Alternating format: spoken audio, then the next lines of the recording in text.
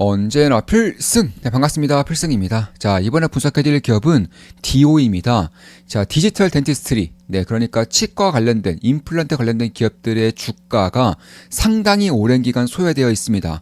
다만 제가 봤을 때는 올해부터 실적의 턴어라운드와 더불어서 메가젠 임플란트가 상장에 성공을 하면서 이쪽에 대한 관심이 다시금 쏠릴 수 있을 것 같아요. 특히나 치과와 관련된 것들, 임플란트와 관련된 것들은 고령화 시대에서 없어서는 안 되는 기업이고, 특히 이 섹터가 독과점이 아주 잘 형성되어 있기 때문에 이대로만 간다면 실적에 대한 꾸준한 우상향과 주주 환원을 바탕으로 해서 지금 정도로 소외되어 있는 주가는 그러나 매력적일 수 있다라는 판단을 저는 하고 있습니다. 그래서 대표적으로 오스텐 임플란트가 1등인데 여기는 상장 폐지했죠. 네, 사모펀드가 인수함으로써 상장 폐지한 것이고, 디오, 그리고 덴티움 이런 기업들이 있는 것이고, 그리고 메가젠 임플란트라고 해서 이제 비상장 기업도 있습니다. 그래서 최근에 지금 보시면 이건 비상장이니까 좀 제외를 시키더라도 덴티움, 덴티움 같은 경우도 이제 우리나라에서 거의 독과점에서 형성하고 있는 이제 그런 임플란트 기업이고, 주가가 계속해서 하락하고 있어요. 네, 거의 4분의 1 토막으로 하락하고 있는데 완벽하게 소외를 받고 있는데, 최근 들어서 거래량이 조금씩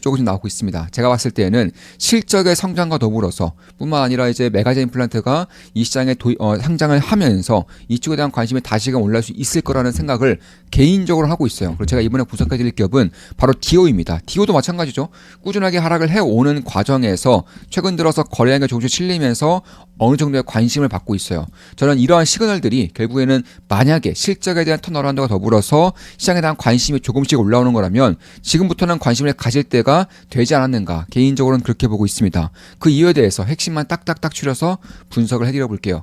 일단 2024년부터 2025년까지 실적이 굉장히 안 좋았죠. 특히나 재무제표를 좀 간단하게나마 좀 말씀드려 보자면 2024년 실적을 보겠습니다. 시가총액은 약 2,500억 정도 되고요. 2024년 실적이 적자가 나왔어요. 무려 마이너스 400억 정도 나왔습니다. 이때 이제 빅베스를 하면서 약간 500억에서 600억 정도 되었던 비용을 한꺼번에 털어냈어요. 한꺼번에 털어내면서 이 정도의 적자가 시현이 된 것입니다. 그 이후에 꾸준하게 성장을 하고 있고, 올해 같은 경우는 300억 이상의 영업이익이 나올 것이라고 예상되고 있는데, 현재 시가총액이 2,500억이기 때문에 사실 임플란트 시장은 굉장히 장기간 우상향하는 시장이라고 할 수 있어요. 왜냐하면 인구수가 점진적으로 늘어나고 있고, 그에 반해서 치아에 대한 수명은 길어지지 않기 때문에 고령화 시대와 더불어서 치아를 매우 효과적으로 임플란트화 시킬 수 있는 그런 구조가 만들어지면서 이쪽에 대한 시장에 저는 관심을 가져야 한다고 보고 있습니다. 특히 미국 기업들은 너무나도 비싸기 때문에 결국 상대적으로 저렴하면서도 이런 품질이 매우 좋은 기업들을 거느리고 있는 국가는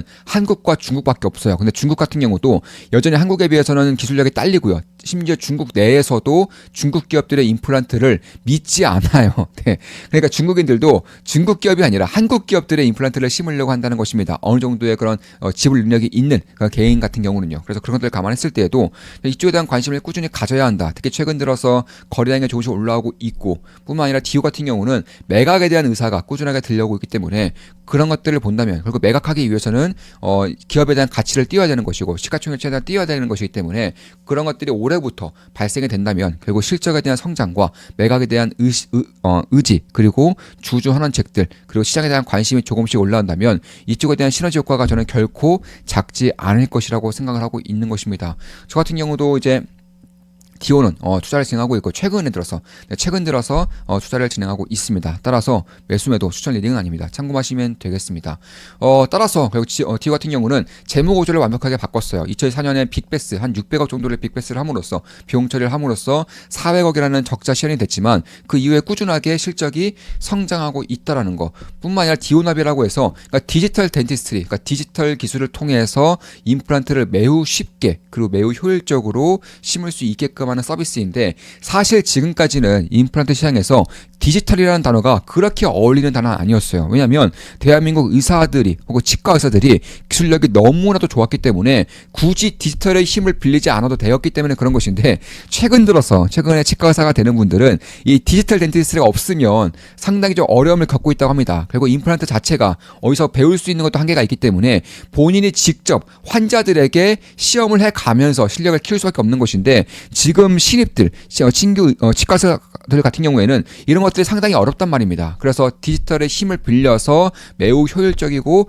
손쉽게 임플란트를 심는 것이고, 여기서 압도적인 1등 기업이 바로 디오라는 것입니다. 그래서 제가 봤을 때에는 결국에는 부실 채권을 상각을 했고요. 재고 자산을 전면적으로 개편을 함으로써 잠재적인 부실 요소를 없앴고 실적에 대한 성장이 올해부터는 본격적으로 발생을 한다는 것을 감안했을 때, 제가 봤을 때는 올해 같은 경우는 300억 이상의 영업이익은 충분히 나올 수 있다. 심지어 해외 매출 비중이 70%가 넘어요. 디오 같은 경우는 물론 국내에서도 독과점을 형성하고 있는 그런 주요 임플란트 기업 중에 하나이지만 해외 매출 비중이 70% 이상입니다. 이제 대부분이 중국이라던가 중동이라던가 유럽, 미국 이런 쪽에서 발생이 되고 있고, 그러니까 최근 들어서 가장 이제 힘을 쏟고 있는 시장이 바로 미국과 중국이에요. 그러니까 세계 1등 시장, 세계 2등 시장을 잡겠다는 것인데, 이런 것들도 이제 기업의 가치를 띄우기 위해서는 가장 적합한 그런 방향성이라고 저는 개인적으로는 보고 있습니다. 따라서 2년 전에 구조조정이 완료됐고요. 작년부터는 매출 회복이 되면서 올해부터는 영업이익률 10% 이상대까지, 중반대까지 올라오면서 영업이익 300억 이상의 그런 신호를 받아들일 수 있지 않을까, 이렇게 보고 있는 것이고, 디오납이라는 것은 결국에는 오차를 최소화하는 독보적인 디지털 가이드 시스템이라는 것이고, 이 시스템을 처음으로 도입한 게 디오입니다. 그래서 이 시스템에서 압도적인 경쟁력을 가지고 있는 것도 사실이고요. 그래서 이제 신규 치과 의사 같은 경우에는 이 디지털에 대한 힘을 빌릴 수 있는 그런 환경이 만들어지고 있기 때문에 상당히 우위를 점하고 있는 그런 기업이다, 이렇게 보시면 되겠고, 특히나 이제 사모펀드가 혹은 디홀딩스가 이제 가지고 있는데, 이거 대부분의 매출 비중이 사모펀드 그리고 나이스그룹 이쪽에 이제 대부분의 비중이 있습니다. 그러니까 디홀딩스가 껍데기 기업이라는 것인데, 그런 것들을 본다면 결국 매각이 본격적으로 진행되기 앞서서 이미 재무제표를 깨끗하게 만들어 놨고요. 미국과 중국 시장에 진출함으로써 밸류에이션을 높일 수 있는 발판을 마련했고요.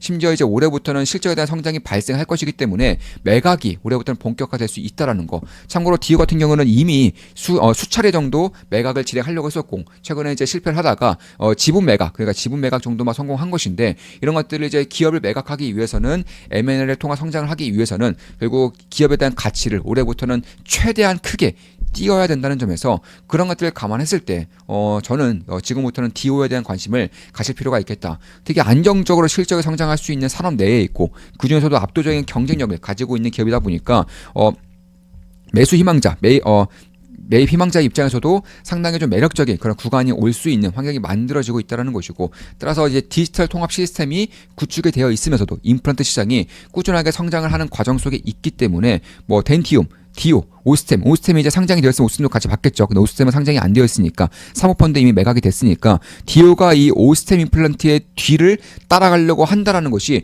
제 눈에는 보이고 있다는 것입니다. 그래서 저는 덴티움도 보고 있고 디오도 보고 있고 메가젠 임플란트도 보고 있지만, 일단 그중에서 매각에 대한 의지를 가장 강하게 보이고 있는 디오를 먼저 볼 필요가 있지 않을까, 이렇게 생각을 하고 있는 거예요.